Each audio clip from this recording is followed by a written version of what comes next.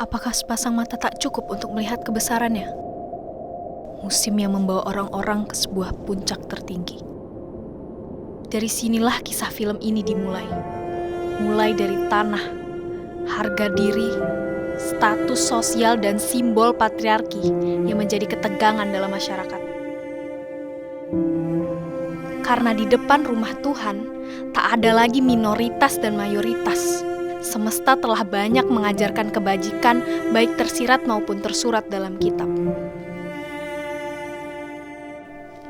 Doa-doa dipanjatkan di petilasan untuk segera menuju aras.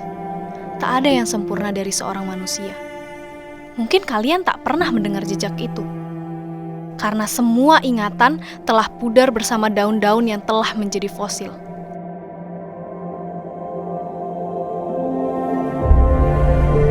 Perbedaan pendapat membuat Martina tersingkir dari dunianya.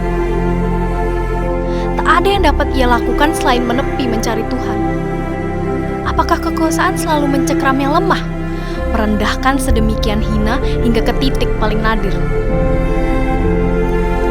Ada yang tak terurai dari rambut serta wajahmu yang menyimpan luka pagi, juga kesepian dari rasa yang terserak ke tepi malam, atau pada kemarahan yang tak terbendung.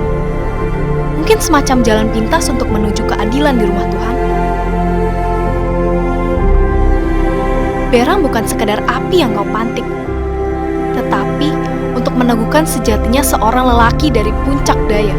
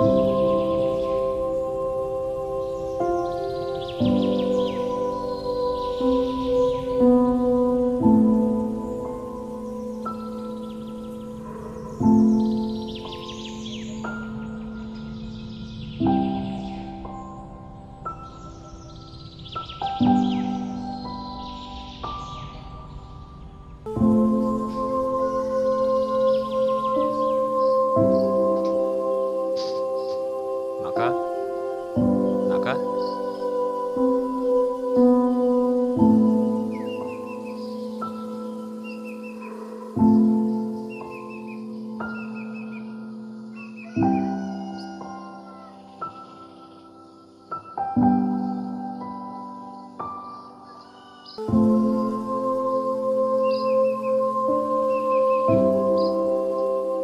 Ada apa, Kadep? Tumben pagi-pagi gini kamu sudah pulang. Wajahmu tampak seperti terlipat. Pasti soal kelapa yang belum dibayar itu ya? Jujur, saya sudah lupa dengan yang itu, Maka. Ini lebih serius dari hanya soal kelapa. Apa itu, Kadep?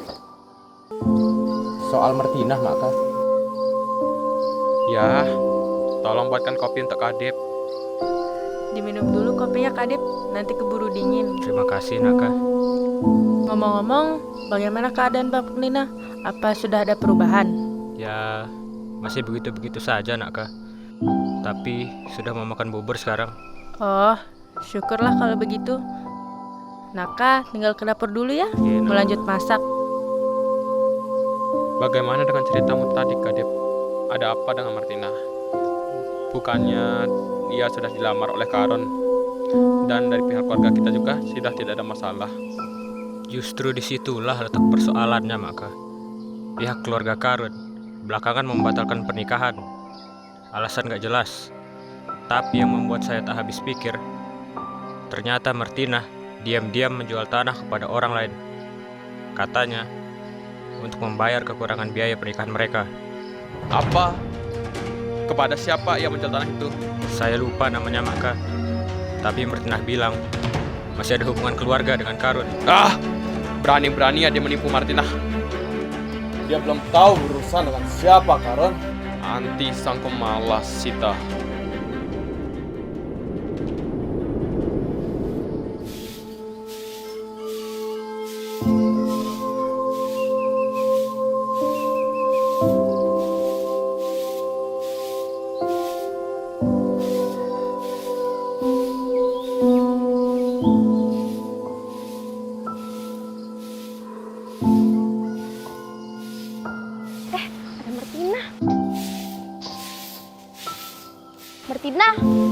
Aku dengar-dengar kamu nggak jadi nikah ya? Padahal kami sudah siap beli kain yang cantik-cantik loh. Iya nggak, Tila? Bukan cuma kain, Surti. Aku bahkan telah jauh-jauh hari sudah booking ke salon dandannya. Nggak taunya batal. Payah kamu, Martina. Ya, parah kamu. Padahal aku tidak menghayal merawat tidak saja wajahku, juga kuku-kuku yang cantik ini. Aku yakin mata para pemuda di kampung ini pada melotot semua. Ya nggak, Bes? Hei, Kenin. Baik kamu Mama Taja. Ngomong kayak apa? Marak masih perawan aja kamu.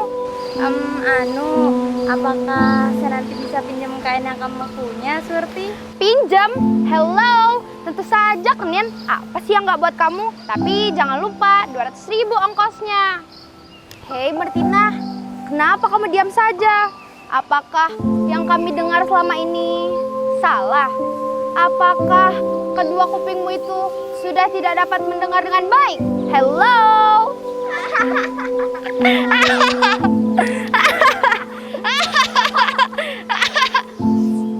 Jangan-jangan sekarang dia jadi bisu setelah pernikahannya dibatalin si Karun.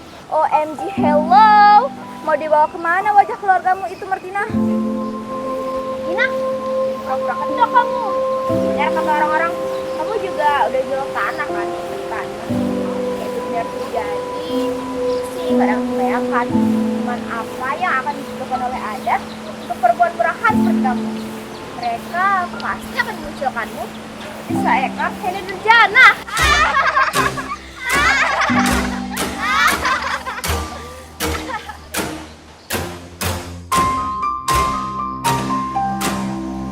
Sudah puas kalian mentertawakan aku?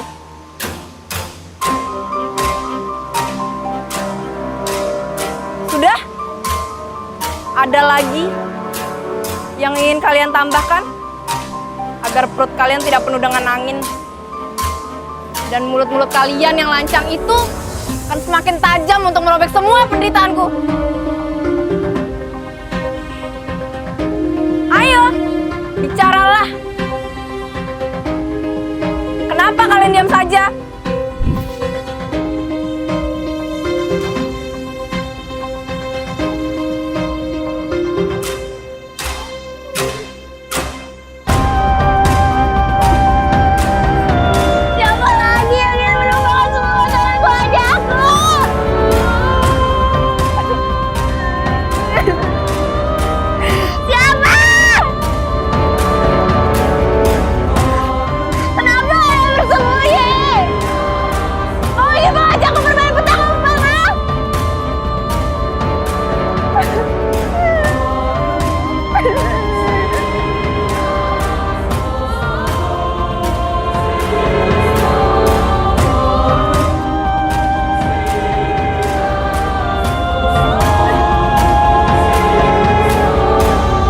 Katakan sekarang juga, sebelum kabut menutupi seluruh kampung.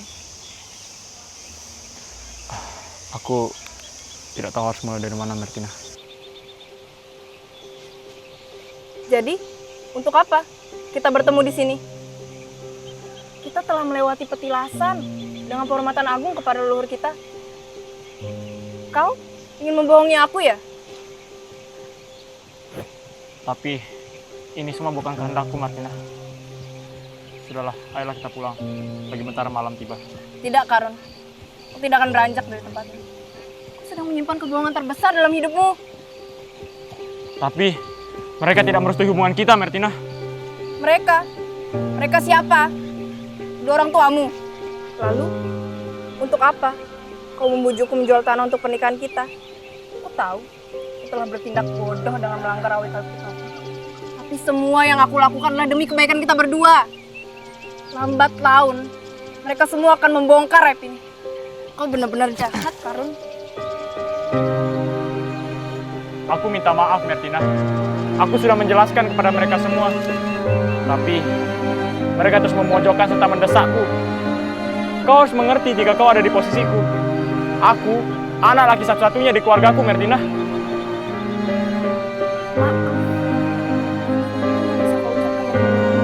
Tinggalkan aku sendiri.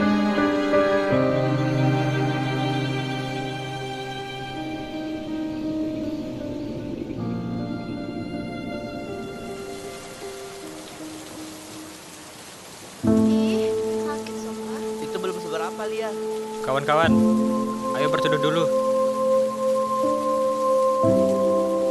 Ngomong-ngomong, apakah kamu jadi masuk sekolah kedokteran, Kadip? Sudah lama aku bermimpi untuk membaktikan diriku untuk masyarakat. Kau tahu, di kampungku ini masih banyak orang yang percaya hal gaib. Ketika salah satu keluarga mereka sakit, mereka lebih memilih pergi ke belian. Emangnya di kampung kamu tidak ada dokter, Kadip? Bukan tidak ada, Soka. Mereka di sini menjalankan semuanya, baik itu secara medis maupun pergi ke dukun. Karena yang mereka lakukan di sini sudah dilakukan secara turun-temurun. Adat di kampungku ini sangat tertib. Apabila ada yang melanggar awik-awik, maka mereka akan dikenakan hukum adat. Awik-awik? Apa itu, Kadip? Awik-awik itu hukum adat yang sudah ditetapkan turun-temurun oleh masyarakat desa di sini dan bersifat mengikat terhadap para penduduk di kampungku. Salah satu contohnya, ada aturan yang menyebut bahwa kami tak boleh menjual tanah kepada orang di luar kekerabatan. Oh, Tapi, kalau ada yang melanggar, Biasanya akan dikenakan sanksi sosial, dikucilkan dalam batas waktu tertentu sesuai dengan aturan yang telah disepakati. Sebaiknya kita pulang sekarang. Ini sudah mau waktu makan siang. akhirnya aku sudah tidak sabar makan ayam geprek di burung kamu, Kadip. Dasar, isi otaknya hanya makan, makan, dan makan saja.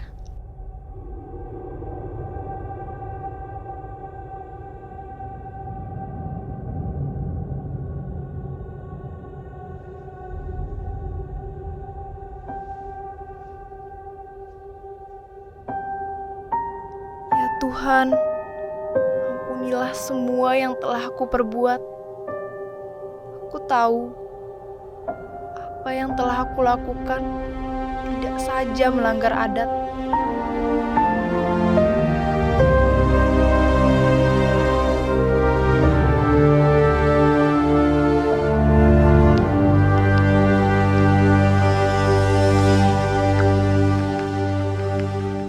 Aku telah diperbudak oleh hawa nafsu dunia. Aku sangat malu. Ampunilah Tuhan.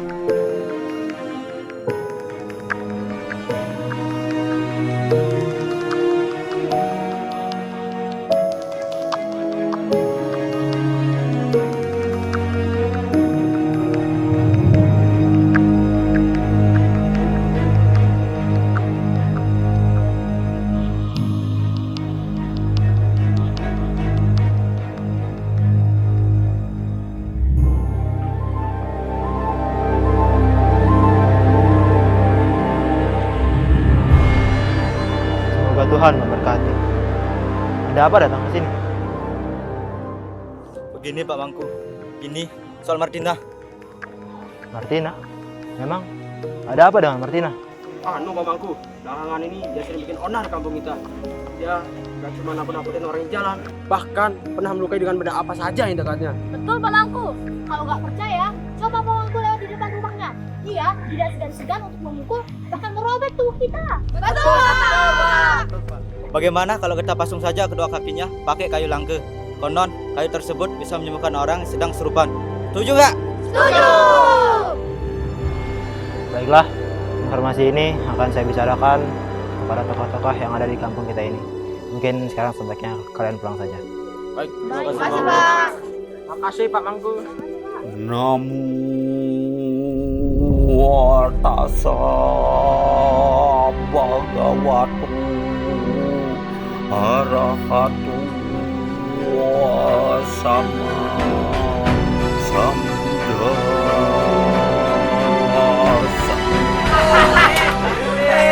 Udah habis, udah. Ada bunda kau kesini. Keluar kamu Karun sudah tidak berada di sini selama 2 hari. dan mengambil saya. Tahu ya ada sini. Woi, itu Karun. Woi, lari kau Karun.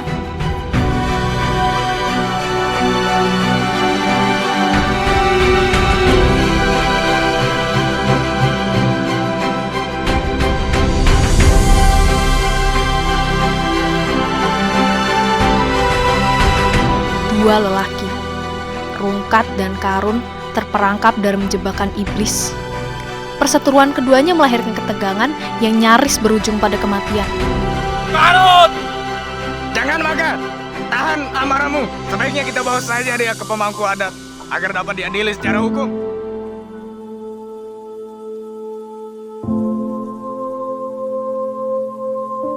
Maka saya diterima di Fakultas Kedokteran.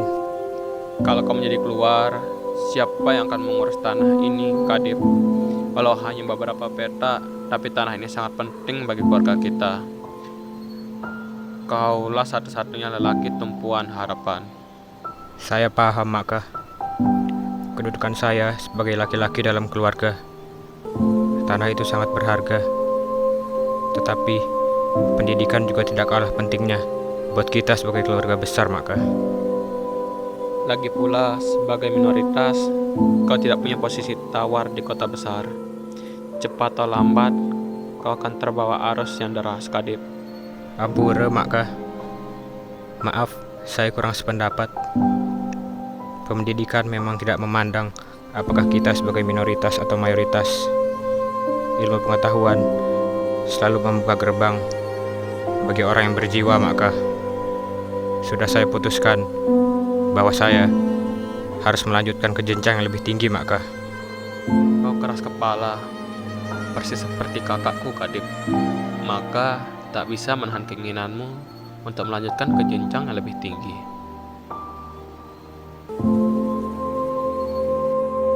Minumlah sedikit saja, Martina, agar tubuhmu tidak dehidrasi. Tak ada gunanya, Kak. Sebaiknya mati saja dalam pasungan kayu langki ini. Jangan bicara seperti itu. Tuhan selalu memberi ujian buat umat yang kuat, Martina. Tetapi apa yang aku alami ini sangat tidak adil, Kak.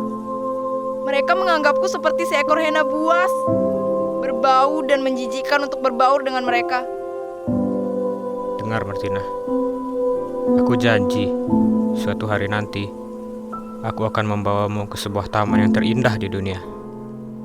Bunga-bunga aneka warna dan sekawanan angsa membawamu tertawa. Benarkah itu, Kak? Untuk apa aku bohong pada adikku sendiri? Soka kemarin bilang bahwa aku lulus di Fakultas Kedokteran.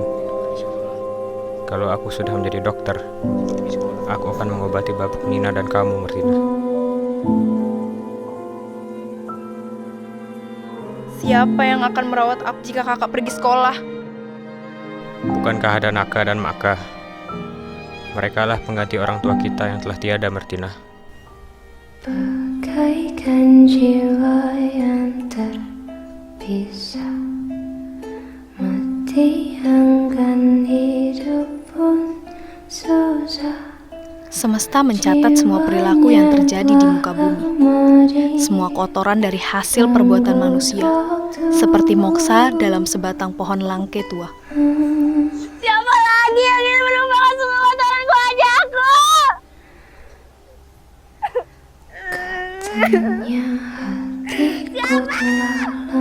Teriakan Martina, satu dari jutaan perempuan yang tersimpan dalam sebuah kotak yang terkunci rapat.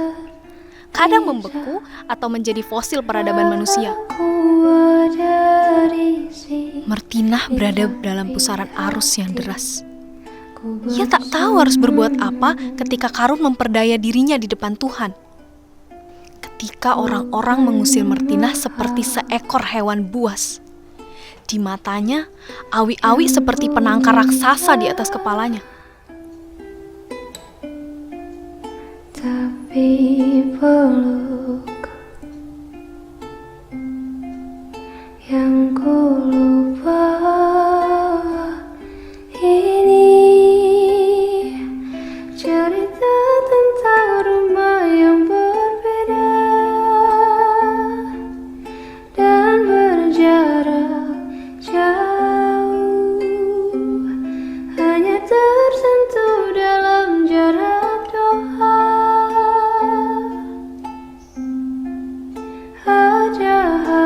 Adakah yang lebih fana dari selembar kisah di bawah semesta?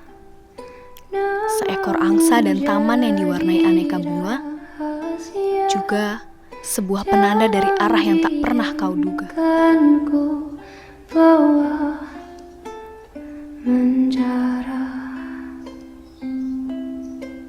Siapa?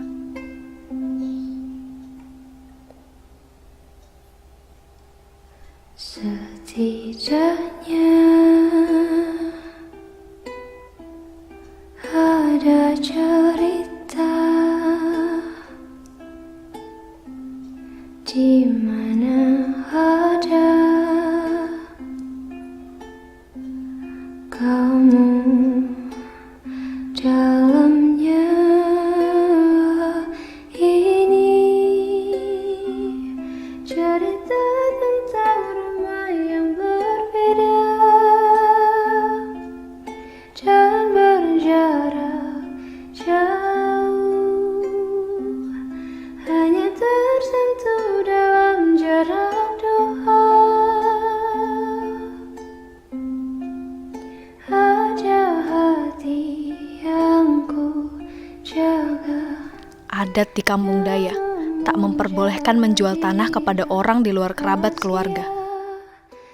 Jika terjadi pelanggaran, ia harus berhadapan dengan awi-awi yang telah ditetapkan dalam masyarakat.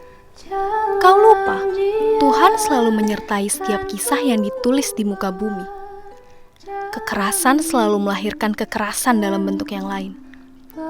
Tetapi, kebaikan selalu mendampingi doa-doa dari mulut yang berjiwa. Hingga kau berada di puncak Daya.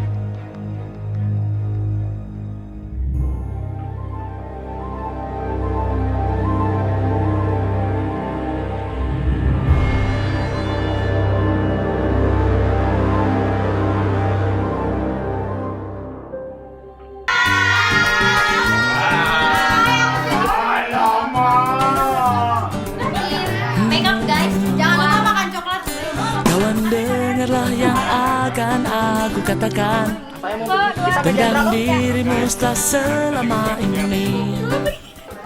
Ternyata kepalamu akan selalu botak. Kamu kayak gorila.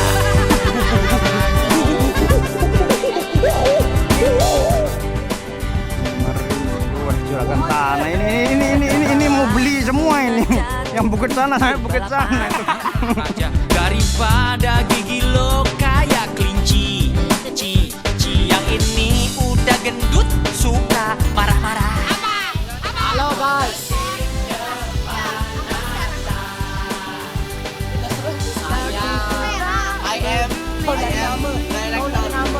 Kau selalu di hati. Kamu sangat berarti, istimewa di hati. Namanya rasa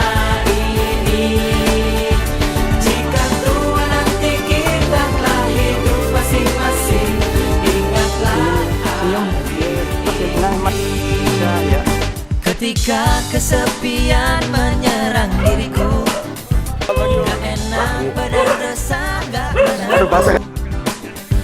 Ku tahu satu cara sembuhkan diriku. Ingat teman-temanku. Don't you worry, just be happy. Temanmu di sini. Kamu sangat berarti, istimewa di hati.